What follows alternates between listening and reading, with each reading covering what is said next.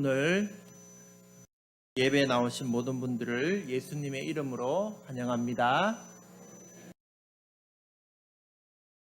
6월 16일 날 목사님께서 해외에 나가시게 되고 오전 예배 때 어떤 말씀으로 설교를 드릴까 상하고 고민하기 시작했었습니다.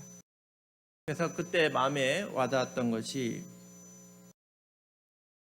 요한복음 1장 12절에 영접하는 자 곧 그 이름을 믿는 자들에게는 하나님의 자녀가 되는 권세를 주시나니 라는 말씀으로 묵상하기 시작했습니다. 하나님의 자녀가 된다는 건 어떤 권세 있을까? 어떤 능력이 있을까? 묵상할 때에 하나님의 자녀가 되면 하나님과 대화하는 기도의 권세가 있구나. 말씀의 권세가 있구나.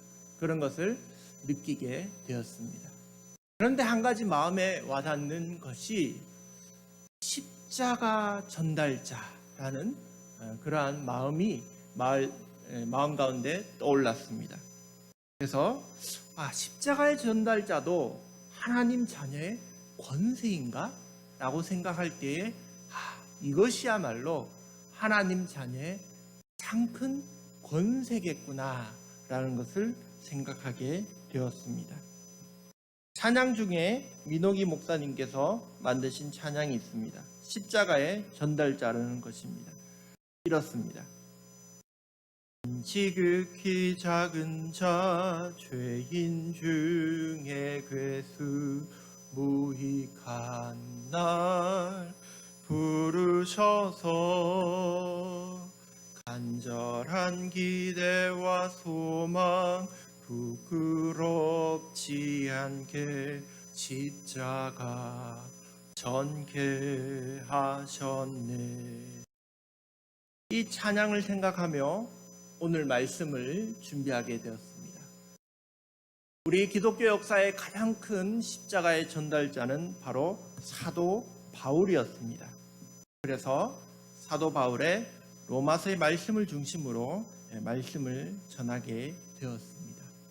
특별히 오늘 이 말씀의 16절에 부끄러움이라는 단어를 중심으로 말씀을 전개해 나가고자 합니다.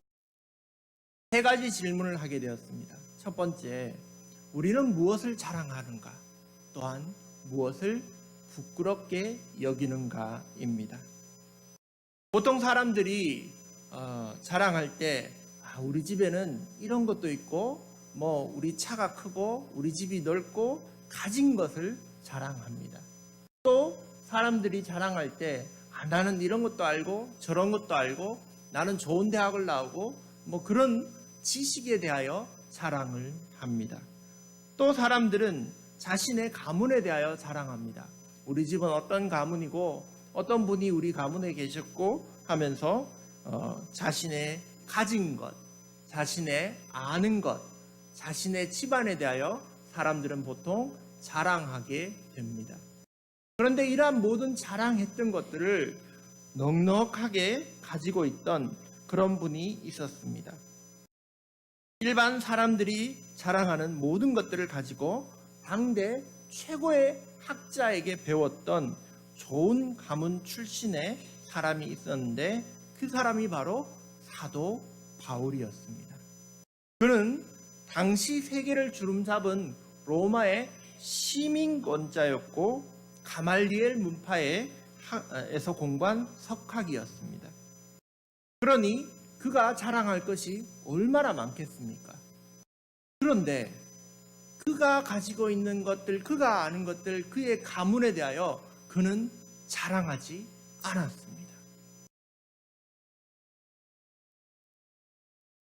십자가에 대하여 그는 자랑했습니다.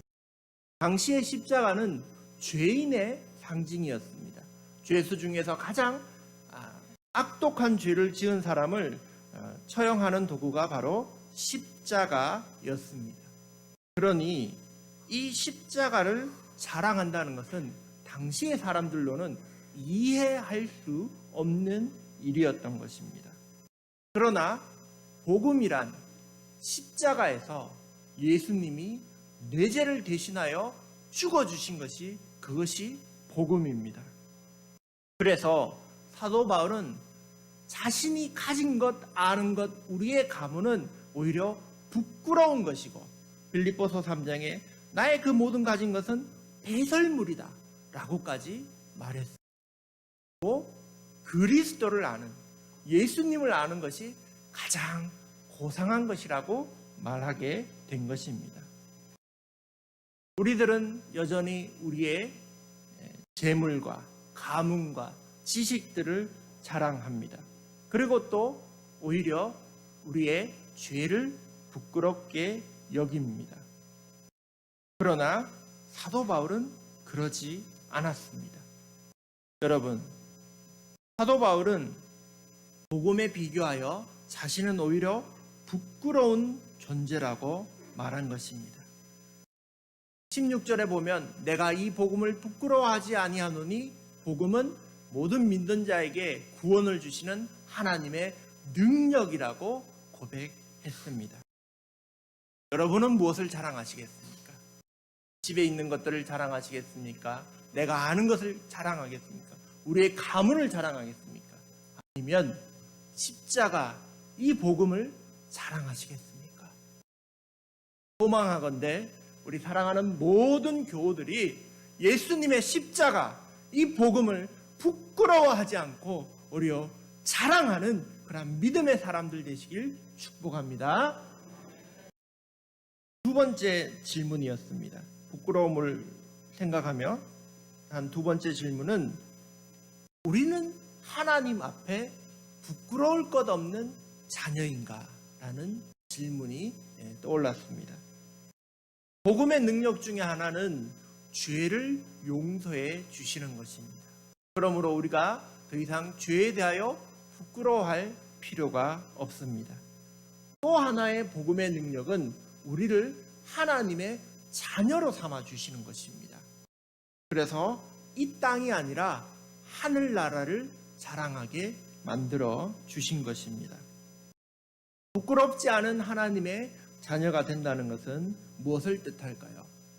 보통 사람들이 말할 때, 야, 쟤는 누구 집 자식이여 라고 말한다면, 쟤로 말미암아 저 가문이 먹칠을 하는구나, 제 잘못으로 인하여 부모와 가문이 욕을 먹는다는 뜻이 됩니다. 반대로 우리가 큰 일을 해낸다면 가문의 영광이라고 말하게 됩니다. 마찬가지로 우리가 하나님의 자녀라고 말하는 것은 하나님의 이름이 우리 앞에 붙음으로써 우리가 무엇을 잘하면 하나님께 영광이 되어지고, 오히려 우리가 못하면 하나님의 이름에 먹칠을 하게 된다는 뜻이 됩니다. 맥스 루케이도 목사님이 쓰신 책 중에 하나님의 거울이라는 책이 있습니다. 그 책에는 한 랍비와 목사님의 대화가 나옵니다. 한 목사님이 비행기를 타고 멀리 가는데 옆자리에 마침 유대교의 선생인 랍비가 탔습니다. 그래서 목사님이 성경을 펼쳐서 읽으니까 랍비도 성경을 공부한 사람이니까 이렇게 질문을 합니다. 성경을 자주 읽으시나 보시죠? 그래서 성경에 대하여 이런 이야기 저런 이야기를 나누게 된 것입니다. 그러면서 랍비가 이런 말을 한 겁니다. 10계명 중에 세 번째는 우리가 하나님께 영광을 드리기 위하여 지어진 존재임을 말합니다. 그러자 목사님이 약간 갸우뚱하면서 다시 묻습니다. 잠시만요. 10계명의 세 번째 계명은 그게 아닌데요. 10계명의 세 번째 계명은 너는 내 하나님 여호와의 이름을 망령되이 부르지 말라인데요. 그러자 랍비가 설명해 주기 위하여 한 가지 이야기를 해줍니다. 한 건물이 있고 회사가 있습니다. 근데 그 회사의 꼭대기층에는 회장님이 계십니다. 대부분 사람들은 이 회장님을 만나보지 못했습니다. 그런데 그 회장님의 따님이 그 회사에 같이 다니고 있고 직원으로 일하고 있습니다. 그 딸이 와서는 어느 날 경비에게 나는 아침을 못 먹었으니까 자, 저기 빵집 가서 빵 좀 사오세요. 이렇게 말합니다. 그러면 경비가 저는 경비를 서야 되는데요. 그러면 또 이 딸이 이렇게 말하겠죠. 아니, 그런 건 놔두고 빨리 사오세요. 이렇게 말하겠죠. 결국 경비는 빵을 사오겠지만 마음속으로 이렇게 생각할 것입니다. 딸이 높은 사람 행색을 하는데 그 아버지는 오죽하겠는가. 또 비서가 지나가고 서류 뭉치를 들고 지나갈 때 이 딸이 이렇게 말합니다. 어디를 들고 갑니까? 오후에 회의에 쓸 자료를 준비합니다. 회의는 무슨 회의? 빨리 내 사무실에 가서 청소 좀 해요. 이렇게 말합니다. 회의 준비해야 되는데요. 내가 방금 뭐라고 했죠?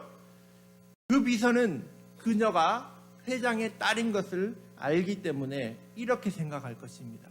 아마 회장님도 똑같은 성품일 거야. 회장님이 직접 나와서 사람들에게 말하고 이것 하라 저것 하라 하지 않았지만 그녀를 통하여 아버지가 어떤 분인지 사람들은 추측하게 되는 것입니다. 반대의 이야기를 또 랍비가 하기 시작했습니다. 만약에 회장의 딸이 반대로 행동한다면 어떻게 될까요? 아침에 출근하자마자 경비에게 말합니다.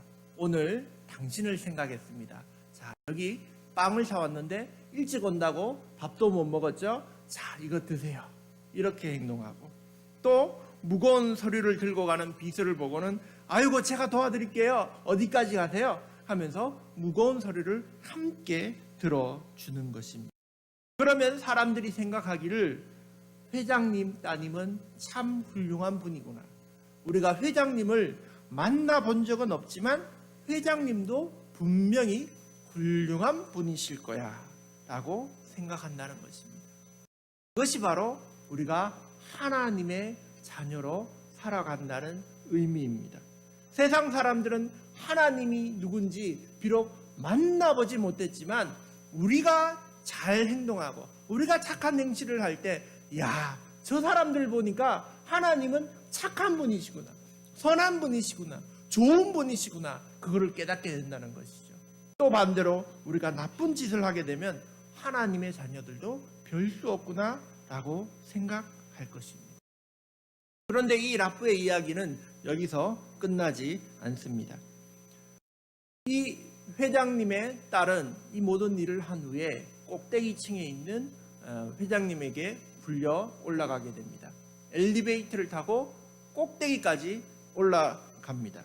그리고 그 문이 열릴 때 회장님은 사실 이 딸이 어떤 일을 하고 사람들에게 어떤 평판을 들었는지 다 알고 있었던 겁니다. 그래서 회장님은 맞아주시면서 이렇게 말합니다. 착하고 충성된 종아 잘하였다. 여러분, 이 말씀은 예수님이 마태복음 25장의 달란트 비유 때 해주신 말씀입니다. 그 충성된 일꾼에게 마지막 날에 하나님은 이렇게 말씀하신다는 것입니다. 착하고 충성된 종아 잘하였다. 나의 주인의 잔치에 참여하여라. 여러분, 우리가 하나님의 자녀로 신실하게 착하게 그렇게 살아갈 때 하나님도 우리를 기뻐해 주시고 칭찬해 주실 줄 믿습니다. 마태복음 5장 16절에 예수님이 말씀하시기를 너희 빛이 사람 앞에 비치게 하여 그들로 너희 착한 행실을 보고 하늘에 계신 아버지께 영광을 돌리게 하라고 하셨습니다. 여러분, 여러분이 행동하는 하나하나로 인하여 하나님이 높임받을 줄 믿습니다. 그것이 바로 하나님의 자녀가 되었다는 것입니다. 혹 어떤 분은 이렇게 생각할지도 모릅니다. 높은 분 자녀가 됐으면 오히려 떵떵거리고 그리고 사람들 부리면서 살아가는 거 아닌가? 라고 생각할지도 모르죠. 그러나 하나님의 자녀는 그렇지 않습니다. 떵떵거리며 사는 게 아니라 오히려 섬기며 살아가는 사람들인 줄 믿습니다. 하나님께는 큰 꿈이 있습니다. 그것은 바로 집 나간 둘째 아들이 돌아오는 꿈입니다. 잃어버린 양이 되돌아오는 것입니다. 바로 인류 구원의 꿈입니다. 이 일은 반드시 사람의 힘이 필요합니다. 예수님의 그 십자가, 그 복음을 전할 때에는 반드시 사람이 전달해야 되기 때문입니다. 로마서에 말씀하시기를 10장 13절에서 17절에 누구든지 주의 이름을 부르는 자는 구원을 받으리라. 그런즉 그들이 믿지 않은 하는 일을 어찌 부르리요? 듣지도 못한 일을 어찌 믿으리요? 전파하는 자가 없이 어찌 들으리요? 그러므로 믿음은 들음에서 나며 들음은 그리스도의 말씀으로 말미암았느니라. 여러분, 우리가 예수님을 전하지 않으면 아무도 예수님의 복음을 듣지 못합니다. 듣지 못하면 믿지 못하고 하나님께로 나올 수 없는 것입니다. 그러므로 우리는 먼저 하나님의 이름, 예수 그리스도의 그 십자가, 그 복음을 전하는 자가 되어야 됩니다. 이것이 가장 뛰어난 하나님의 자녀답게 살아가는 그 특권인 줄 믿습니다. 그럼 마지막으로 세 번째, 우리는 어떻게 이 십자가를 부끄럽지 않게 전달할 수 있는가? 어떻게 십자가를 자랑하며 살아가게 되는가입니다. 예수님을 누구보다도 더 잘 알았고 가장 많이 사람들에게 전달했으며 십자가를 전달한 사람은 바로 사도 바울입니다. 그는 3번이나 선교 여행을 했고 세상을 돌면서 사람들에게 예수님을 전했고 그리고 교회를 세웠습니다. 신약 성경의 절반 가까운 것이 사도 바울이 쓴 편지입니다. 이렇게 하나님을 위하여 애쓰고 십자가를 전달한 이 사도 바울은 마지막에는 로마 감옥에 2번째로 갇히게 됩니다. 그 이유가 네로 황제가 로마의 불을 저지른 범인으로 기독교인을 지목했기 때문입니다. 기독교인들이 로마의 불을 질렀다. 그래서 기독교인들을 탄압하고 감옥에 가두고 사자밥으로 내어줍니다. 그 중에서도 사도 바울은 기독교 사회에서 수장이었기 때문에 이자가 불을 저지른 테러단체의 수장이라는 의미에서 사형에 처해지면서 이 감옥에 갇히게 됩니다. 그때 감옥에 갇혔을 때 쓴 마지막 편지가 바로 디모데 후서입니다. 아들 같은 디모데에게 죽음을 앞두고 그가 아버지의 심정으로 쓴 유서와 같은 글이 바로 디모데 후서입니다. 제가 잠깐 읽어드립니다. 디모데 후서 1장 8절에 그러므로 너는 내가 우리 주를 증언한과 또 주를 위하여 갇힌 자 된 나를 부끄러워하지 말고 오직 하나님의 능력을 따라 복음과 함께 고난을 받으라. 여러분, 감옥에 갇혀 있는 것이 어찌 부끄러운 일이지 않을 수 있겠습니까? 자랑스러운 일일 수 있겠습니까? 만약 아이들에게 너희 아버지 뭐 하시노? 라고 이렇게 물었는데 우리 아버지는 회사 다녀요. 우리 아버지는 과장이에요. 부장이에요. 사장이에요. 이렇게 자랑하면서 말할지도 모릅니다.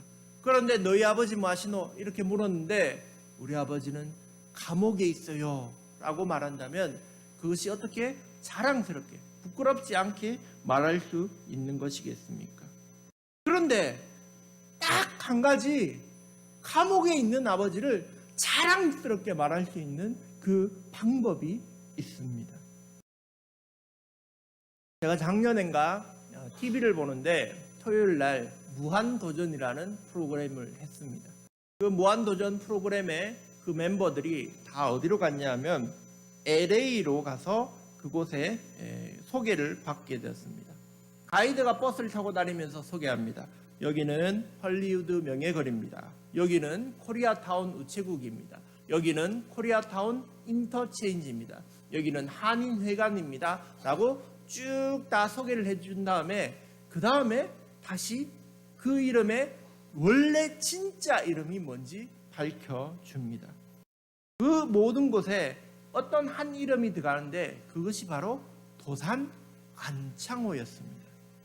LA 코리아타운에 있는 우체국의 진짜 이름은 도산 안창호 우체국이고, 그 인터체인지의 이름은 도산 안창호 인터체인지고, 그 남가주 대학교에 있는 그 집은 도산 안창호 패밀리 하우스, 그분이 그 자녀들과 살았던 정말 그 사택이었고, 또 한인회관은 그가 독립운동을 펼쳤던 그 근거지가 된 대한인국민회의 회관이었다는 사실입니다. 그러면서 도산 안창호 선생의 막내 아들이 등장합니다. 나이 많은 그분이 안필영 씨라는 분이 등장해서 이야기합니다. 근데 그는 태어나서 한 번도 아버지를 만나본 적이 없습니다. 그가 아직 어머니 뱃속에 있을 때 도산 안창호 선생은 상해로 임시정부로 일하러 가버리셨기 때문입니다. 그가 말합니다. 아버지와 동포들이 한 노력을 잊지 않고 찾아와 주셔서 감사합니다. 나는 아버지 얼굴을 본 적이 없습니다. 아버지는 임시정부로 갔고 상하이에서 체포되어 돌아오지 못했기 때문입니다. 그리고 또 다른 손자들을 만납니다. 그들의 모두의 마음속에 말하면서 아버지에 대한 자랑, 할아버지에 대한 자부심을 느낄 수 있습니다. 그 아버지 도산 안창호는 감옥에 갇혀 있다가 처형당해 죽었습니다. 그럼에도 불구하고 그 사람들은 결코 아버지를 부끄럽게 여기지 않았던 것입니다. 이것이 바로 감옥에 간 아버지가 부끄럽지 않은 이유입니다. 그가 바로 독립투사였기 때문입니다. 감옥에 간 사도 바울이 부끄럽지 않은 이유는 세상이 악하고 험한 세상이지만 하나님 나라를 위하여 애쓰며 수고했기 때문에 그가 감옥에 간 것이 부끄럽지 않고 오히려 자랑스럽게 여겨진 것입니다. 그래서 사도 바울은 디모데후서에 아들 같은 디모데에게 이렇게 말합니다. 갇힌 자 된 나를 부끄럽게 여기지 마라. 그리고 너도 복음과 함께 고난을 받아라. 너도 이 복음의 사역에 동참해라는 말씀입니다. 오늘 로마서 1장 16절의 말씀을 다시 한번 읽어봅니다. 내가 복음을 부끄러워하지 아니하노니 이 복음은 모든 믿는 자에게 구원을 주시는 하나님의 능력이 됨이라.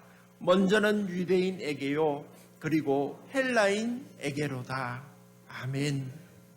여러분은 하나님의 자녀인 것이 자랑스러우십니까? 복음이 자랑스러우십니까? 여러분, 예수 그리스도 그 복음, 그 십자가를 부끄럽지 않게 전달하는 그러한 십자가 전달자가 되시길 예수님의 이름으로 축복합니다. 마지막으로 한 가지 이야기를 드릴까 합니다. 제가 그전 교회에 있을 때 전도부에 속해 있었습니다. 그 전도부는 화요일만 되면 모여서 같이 붕어빵 전도를 했습니다. 붕어빵 전도는 어떻게 하는 거냐면 붕어빵을 먼저 만듭니다. 제가 그걸 배웠습니다. 지금도 재료가 있으면 만들 수 있습니다. 물과 가루를 1대1로 하고 여름에는 물을 좀 더 넣어도 되는데 이렇게 휙휙휙 저어서 드릴로 막 섞어서 가루를 먼저 만듭니다.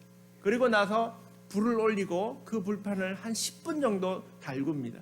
그 10분 정도 달군 그 붕어빵 틀을 열고 밀가루를 넣고 앙꼬를 넣고 다시 밀가루를 넣고 다시 덮습니다. 그리고 뒤집어서 한 바퀴 돌리고 그걸 8번 돌리면 붕어빵이 짠 하고 나오게 됩니다. 그런데 그 나오게 된 붕어빵을 가지고 이 전도대원들이 전도를 하러 가는데 이 전도대원들이 하나같이 특징이 있습니다. 성한 사람이 없다는 것입니다. 이 전도대원들의 특징 중에 하나는 최연소 팀원이 60세였습니다. 그래서 그 나이 많은 70세 이상 그 은퇴하신 장로님이 거기 젊은 권사 있잖아 이러면서 부르십니다. 60세 권사님을. 그래서 이 권사님이 그 팀장으로서 활약하시는데 이 권사님들 장로님들이 하나같이 아이고 허리야 하면서 이렇게 화요일날 전도하러 나고 아이고 무릎이야 그러면서 전도하러 나옵니다. 근데 이 붕어빵을 하나 들고는 그렇게 전도하는 겁니다. 예수님 믿으세요. 예수님 믿으면 좋습니다. 천국 갑니다. 그 아픈 무릎, 아픈 허리를 안고 그렇게 전도를 하는 것입니다.